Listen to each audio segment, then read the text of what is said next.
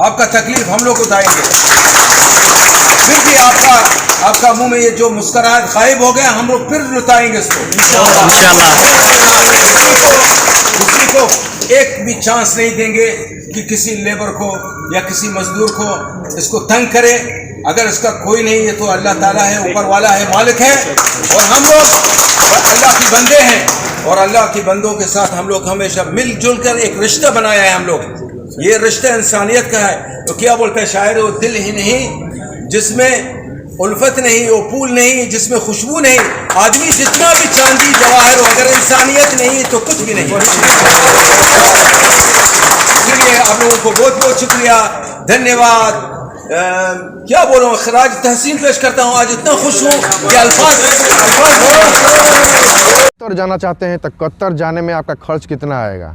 Qatar में खर्च, आप अगर कतर जाने की सोच रहे हैं, कतर में वीज़ा अप्लाई कर चुके हैं, कतर में जॉब के लिए अप्लाई कर रहे हैं, तो आपको जो है जाने में कितना खर्च आएगा, मैं आपको इस वीडियो में यही बताने वाला हूं।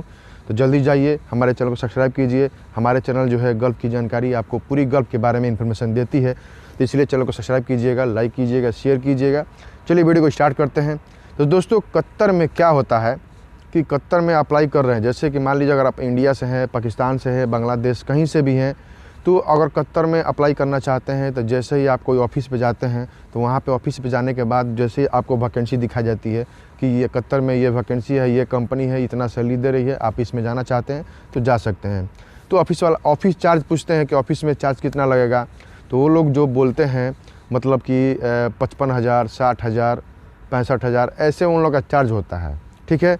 लेकिन जैसे ही फाइनल होता है, फाइनल में आपको कम से कम 80,000 पड़ जाएंगे। कैसे? तो मान लीजिए कि अगर 55,000, 60,000 रुपये मान लीजिए ऑफ़िस चार्ज हैं, ऑफ़िस वाले 60,000 रुपये चार्ज ले लिए। उसके बाद जो है आपका मेडिकल आपका नॉर्मल भी हो सकता है और QBC मेडिकल भी हो सकता है, दोनों हो सकता है। और या तो नॉर्मल खाली हो सकता है, तो उसमें भी खर्चा आएगा। अगर नॉर्मल करवाते हैं तो आपको 4,000 रुपये, 5,000 रुपये उसमें भी लग सकते हैं। QBC करवाते हैं तो उसमें भी आपका चार्ज लगेगा। तो कुल मिला के अगर मेडिकल करवाते हैं तो आपको मतलब कि अगर एक मेडिकल करवाते हैं सिर्फ नॉर्मल, तो आपको करवाने तक का खर्चा जो है कम से कम 5,000 रुपये, 6,000 रुपये आपको पड़ सकते हैं। क्योंकि वो बोलेंगे कि यहाँ पे जाइए आप मेडिकल करवाइए, वो अपना सेंटर ही बताएंगे, वो आप अपने मर्ज़ी से कहीं भी मेडिकल नहीं करवा सकते हैं। अगर नॉर्मल भी करवाना है तो ऑफ़िस वाले जहाँ बोलेंगे आपको वहीं पर करवाना पड़ेगा, ठीक है। तो 4,000 रुपये वो हो गया। उसके बाद जो है मान लीजिए कि फ्लाइट हो जाएगा, फ़्लाइट टिकट आपको मिल जाएगा। तो मान लीजिए अपने घर से वहाँ तक जाने के लिए कम से कम आपको 3-4 हज़ार रुपये खर्च करने पड़ेंगे। अगर मान लीजिए कि अब फ़्लाइट है 18 तारीख को, तो आपको बुला लिया जाएगा 15 तारीख को। 15 तारीख को बुलाएंगे तो मान लीजिए अगर मुंबई से आपका फ़्लाइट है, मुंबई ऑफ़िस अप्लाई किए हैं, तो 3 दिन 4 दिन वहाँ पे रहेंगे, तो 3-4 दिन का खर्चा जो है वो आप ही के ऊपर गिरेगा। मान लीजिए कि बुला दिए तो वो बोलेंगे कि हमारे पास रहने की सुविधा नहीं है, आप रूम ले सकते हैं। रूम का वहाँ पे किराया है भाई साहब, एक आदमी का एक बेड का 300 रुपया, 400 रुपये किराया है। अगर 3 दिन 4 दिन रहते हैं तो आप ऐसे ही जोड़ सकते हैं। तो हमको ये लगता है कि कतर जाने के लिए आपको कम से कम 70 से 80,000 रुपये आपको पड़ जाएंगे। मतलब 70,000 रुपये तो मान लीजिए, 70,000 रुपये मतलब कि 65,000, 70,000 रुपये आपको लग सकते हैं ऑफ़िस के थ्रू। अगर किसी एजेंट से करवा रहे हैं तो एजेंट का रेट तो बढ़ जाएगा, क्योंकि ऑफ़िस चार्ज उसका 55,000 है, 20,000 एजेंट रखेगा तो 55, 20, 75 हो जाएगा आपका। 50, 60, 70, 75 हो जाएगा।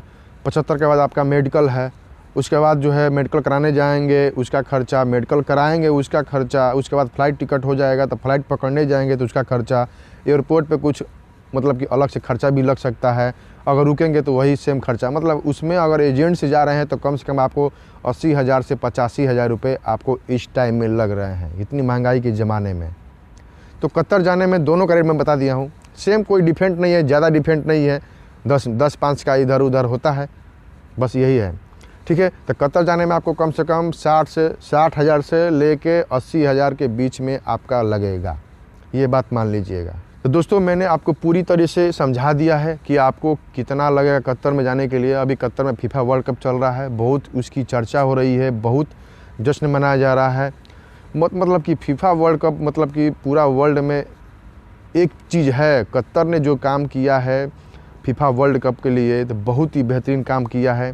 इसके ऊपर जो है बहुत लोग जो है खुशी मना रहे हैं, बहुत लोग तरह तरह की बातें हो रही है, चर्चा हो रही है। तो इसलिए फीफा वर्ल्ड कप भी आप लोग जाके लाइव देख सकते हैं। तो चलिए दोस्तों, मैंने पूरी आपको इन्फॉर्मेशन दे दी है। जल्दी जाइए, हमारे चैनल को सब्सक्राइब कीजिए, लाइक कीजिए, शेयर कीजिए, अपने भाई को सपोर्ट कीजिए। आपका भाई जो है अभी छोटा चैनल है, आप लोग की सपोर्ट से, आप लोग के आशीर्वाद से ये बड़ा हो जाएगा। तो प्लीज़ सब्सक्राइब जरूर कीजिएगा, बेल आइकन प्रेस कीजिएगा। चलिए वीडियो को समाप्त करते हैं। जय हिंद, जय भारत।